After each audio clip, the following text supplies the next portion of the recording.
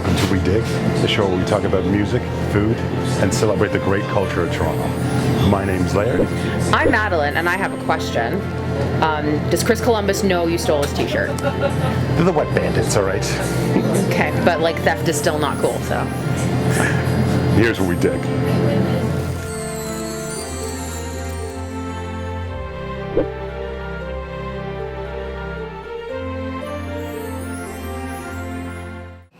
Welcome, it's our special holiday episode. At the time of this filming, it's the holiday season, and we're doing something a little special this week. We're showing you how to make a traditional Guyanese dish called garlic pork. Now, garlic pork is a pretty big deal in my family. We have a competition with about a 6-foot trophy that the winner takes all. People go nuts, get creative. It's delicious, it's very pungent. Yeah, so the scent sensitive among us might want to be a little bit careful. Don't plan any dates, because Excel is not going to cut that out. You mean I shouldn't show up to a Tinder date smelling like garlic? No. So enjoy our recipe for garlic pork. To make garlic pork, you need about 2.5 pounds of pork shoulder. Now it's gotta be pork shoulder the way we do it, because it allows you to have more fat, and fat becomes an important ingredient later on, as you'll notice. Second, you'll need 2 full bulbs of garlic. You might use all of them, but you'd rather have more garlic than less garlic at the end of the day. And if you have some extra, you can totally use it for something else that you're gonna cook later. 2 cups of what's called Guyanese thyme. You can try a regular thyme, but Guyanese thyme is really the way you're gonna wanna go, as that's unique to this recipe and it makes it that cultural piece. About 3 or 4 spoonfuls or teaspoons of salt. You can use it sporadically and you're gonna be using it with vinegar later on. Now, the important parts is peppers. Now, there's 2 types of peppers. There's weary peppers, or weary as we like to call them. We'll probably need about 1 cup of weary peppers and about 1.5 cups to 2 cups of Scotch bonnet, or if you want to use jalapenos you can as well, but we traditionally use Scotch bonnet. Now you'll notice that a lot of these are the Christmas colors, so that's a key part. You'll need about 4 liters of white vinegar, plain white vinegar. Do not go for anything else than plain white, or if you're in the US, a gallon. And you'll need a giant jar to hold the pork and some of these ingredients in. At this point in the video, you may want to pause just to take down all the ingredients, just in case you have to make a run to the grocery store to pick up some of these items. First step, you'll want to skin your garlic. We normally use a food processor to chop it up into smaller pieces, so skin it first. Once you've skinned the garlic, you'll want to put it into a food processor so it chops it up into very fine pieces, enough that you can scoop into your mixture and that they're small enough that if you find any in there, you're not taking huge bites out of cloves of garlic. You'll want to cut up all the wearies and all of the Scotch bonnets, removing most of the seeds, keeping some of them in. From there, you'll take the wearies and Scotch bonnets and put them in a food processor so that they're chopped up into fine little bits as well. You'll then want to cut up the pork shoulder into pieces as well, about 1 inch by 1 inch cubes. At this point, you should have 1 cubic inch cubes cut up of pork shoulder, your hot peppers, your weary and Scotch bonnet peppers chopped up finely. You'll have your Guyanese thyme available. You'll have salt. You'll have your finely chopped up garlic, which is the key ingredient, and you'll still have your 4 liters of vinegar that's available for you. And next, you're going to want to get at least 2 giant bowls, because we begin what's called the washing process. To create your wash, you put about 2 cups of vinegar, 1 to 2 teaspoons of your Guyanese thyme, then 1 teaspoon of salt, then 1 teaspoon of the hot peppers, then about 1.5 to 2 teaspoons of the garlic. Then you'll want to mix it all together so that it'll be one nice mixture that you'll be using to wash. You'll also need an additional bowl with about 2 cups of vinegar in it. Now, to do the washing process, you need to take about a spoon or a couple of pieces of your pork, put them in the plain vinegar, wash them around almost like you're rinsing them in the plain vinegar, then put them into your vinegar with spices in it with a straining spoon, and you'd use that straining spoon to pick up the spices and your pork and put them into the jar. You then continue this process until you have washed pretty much all the pork. You'll need to be putting more of the ingredients and sometimes refilling with vinegar. My daughter was helping us out with the washing process. She was an excellent washer.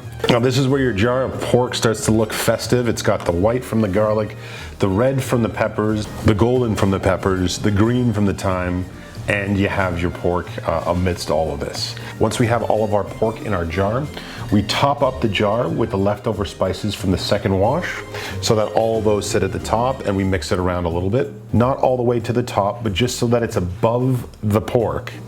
You'll top it up with a plain white vinegar. As long as your pork is fully submerged with spices around it, you're good to go.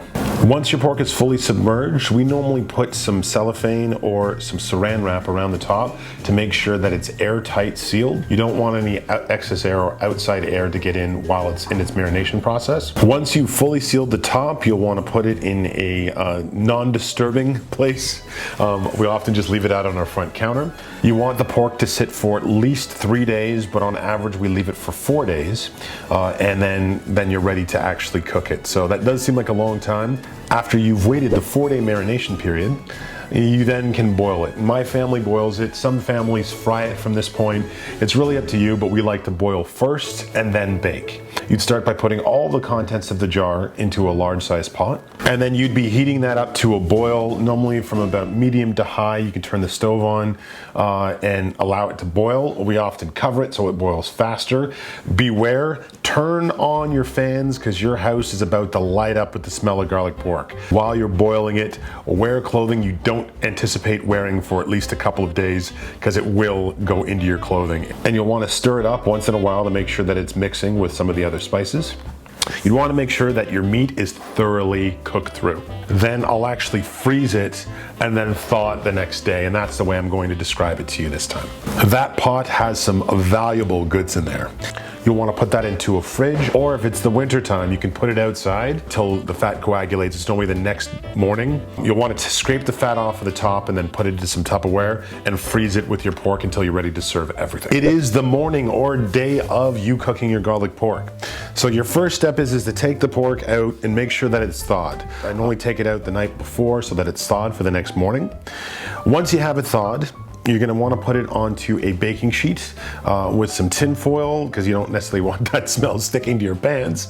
You'll want to preheat your oven to 350 Fahrenheit. Once your oven is preheated, put your pork in, and you're going to be leaving it in the oven for about 15 minutes. So I normally set it to about 7.5 minutes because you actually want to flip them and rotate them about halfway through. So set it to 7.5 minutes and then get ready to flip it and set it to 7.5 minutes again. While it's in the oven, you get to break out that leftover fat that we scraped off the top earlier. Now that fat, you'll want to make sure that there's spices and garlic when you scraped it off, and you'll want to throw that into a pan that's preheated. Part of what my family's tradition is we cook toast in that fat. So you just need some bread, some regular plain white bread, and you'll take a scoop of that fat, allow it to melt, and then you cook your toast into it. And we'll normally cut it into half slices to share because it's such a popular thing. If you did it in full slices, they disappear really quickly. You'll want to check on your pork, so it should be around 15 minutes. Your pork should be ready. It should have a slight tint, a darker tint than it did before it came out. You don't want it burnt. You want it just nicely bronzed or browned, and you are ready to go. Normally we would serve this with an orange, the 2 pieces of toast, and the pork that's cooked, and that mixture is fantastic. But that's my family's recipe for cooking garlic pork. We eat it every Christmas morning, and Christmas does not taste or smell the same without our family's garlic pork. I hope you enjoyed this, and I hope you enjoy your holidays and our garlic pork. That was this episode of What We Dig. So Laird, yeah, I gave him a bar of soap, a towel, and a gentle suggestion to leave the room until the garlic smell had evaporated. So while he's doing that, you can hit that like button and the subscribe button if you want to make me really happy. You can also hit us up on Facebook, Instagram, and Twitter. We'll see you next time. Today episode for you. It's the holidays at the time of the shooting. That sounded terrible. Time of the shooting. At the time of the shooting. The assailant ran at least 6 miles. We changed our mandate. We're actually covering crime now. Yes, exactly, yeah. There's legendary stories in my family for garlic pork that people have burped in cars and everybody's windows come down. And that's how pungent it is. Oh, wait, did I move my face? I probably moved my face. No, you're perfect. Yes.